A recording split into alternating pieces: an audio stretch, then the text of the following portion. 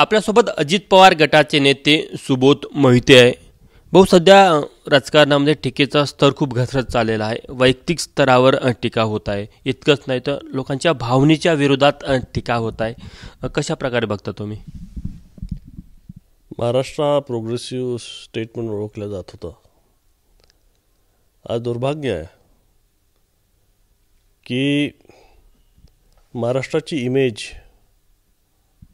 पार्टीतल्या काही व्यक्तींमुळे आज देशामध्ये खराब होत आहे। उदाहरणार्थ जितेंद्र आव्हाड हे एक फार मोठं उदाहरण आहे। हा व्यक्ती असे स्टेटमेंट करतो की ज्यामुळे पार्टीला नुकसान होईल आणि स्वतःला फायदा होईल। हुशार आहे, तो मूर्ख नाही आहे।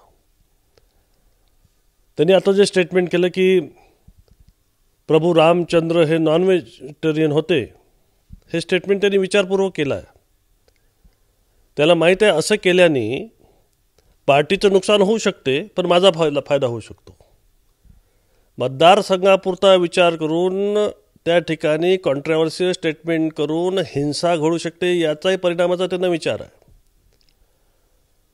परंतु हे जरी झालं तरी सुद्धा आपल्या स्वतःसाठी पार्टीची वोट बँक तयार होऊ शकते आणि पुढच्या निवडणुकीमध्ये मला त्याचा फायदा होऊ शकतो। म्हणून निष्पाप लोकांचे बळी गेली तरी चालेल आणि राम वर्सेस अदर्स अशी हिंसा उठवायची, एका वर्गाला खुश करायचं, त्याची वोट बँक तयार करायची, अशी त्यांची बेडूक वृत्ती आहे। आणि अशा व्यक्तीला ताबडतोब बंदोबस्त करणे हे पार्टी सुप्रीमोचं काम आहे। बाकी तो लोक ठीक आहे डिबेट करतील, पण मोठ्या साहेबांना मला अशी विनंती करायची आहे की पार्टी अधोगतीला लागलेली आहे, पार्टी स्प्लिट झालेली आहे। 90% स्टॉलवर्ड पार्टीचे अजितदादांकडे गेलेले आहेत। परिस्थिती गंभीर आहे। आपण बघतो आहे की इंडिया आघाडीची परिस्थिती अतिशय वाईट आहे। आणि म्हणून अशा परिस्थितीमध्ये मोठ्या साहेबांनी अशा वाचावीरांना जर कंट्रोल केलं नाही, यांचा बंदोबस्त लावला नाही, तर परिणाम कसा होईल याचा विचार तुम्ही करू शकता। म्हणून मी त्यांना हात जोडून विनंती करतो की स्टॉप हिम। सेम प्रॉब्लेम शिवसेनेमध्ये आहे। बाळासाहेब ठाकरे असताना शिवसेनेची जी इमेज होती, शिवसेनेचा जो दरारा होता, हा वेगळा दरारा होता। आज शिवसेनेची इमेज काय आहे? संजय राऊतांमुळे इथं कोणी मास बेस्ड लीडर किंवा इलेक्टेड लीडर नाही आहे। असं असताना कॉन्ट्रोवर्शियल व्यक्ती करून शिवसेनेचा दबदबा, शिवसेनेची ग्रेड, शिवसेनेची इमेज संपवून टाकली। आणि म्हणून माझी त्यांना विनंती आहे की शिवसेनेमध्ये संजय राऊत, उद्धव ठाकरे फार मोठे लीडर आहेत आणि शरद पवार साहेब हे तर देशाचे लीडर आहेत। या वाचाळवीरांना जर आपण थांबवलं नाही, ते पार्टीला लंब केल्याशिवाय राहत नाही आणि पार्टी झिरोवर आल्याशिवाय राहणार नाही। तुमचं असं म्हणणं आहे की कुठेतरी जितेंद्र आव्हाडांनी जे काही वक्तव्य केलं मागच्या काही 2-4 दिवसामध्ये, एक आठवड्यामध्ये, ते त्यांनी ठरवून केलेलं आहे?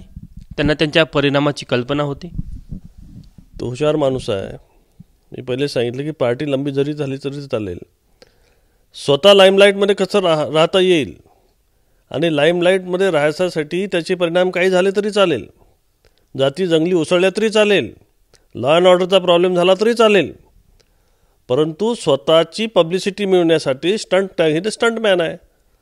संघटनेचं नुकसान झालं तरी चालेल, त्यांनी संघटनेसाठी कधीच काम केलं नाही किंवा संघटना बळकट करण्यासाठी कधी स्टेटमेंट केले नाही। त्यांनी स्वतःला पब्लिसिटी मिळवण्यासाठी जे स्टेटमेंट केली आहे। म्हणून माझं म्हणणं आहे की मोठ्या साहेबांनी त्यांना इमिजिएटली कंट्रोल करायला पाहिजे, नाही तर पार्टीची आज जी परिस्थिती आहे ती अतिशय वाईट परिस्थिती होणार आहे। आपण बघू शकतो की अत्यंत गंभीर असे आरोप सुबोध मोहिते यांनी जितेंद्र आव्हाड यांच्यावर केलेले आहे की कुठेतरी जे काही त्यांनी वक्तव्य केलं, विशेष करून रामासंदर्भात देखील त्यांनी जे वक्तव्य केलं, ते कुठेतरी त्यांना त्याची जाणीव होती की याचे काय परिणाम होऊ शकतात आणि स्वतःच्या मतदारसंघ किंवा स्वतःच्या स्वार्थासाठी त्यांनी अशा प्रकारे वक्तव्य केल्याचा सुबोध मोहिते यांचा आरोप आहे। कॅमेरामॅन व्यंकटेश नायडूसह तुषार कोहळे, एबीपी माझा, नागपूर। एबीपी माझा, उघडा डोळे बघा नीट।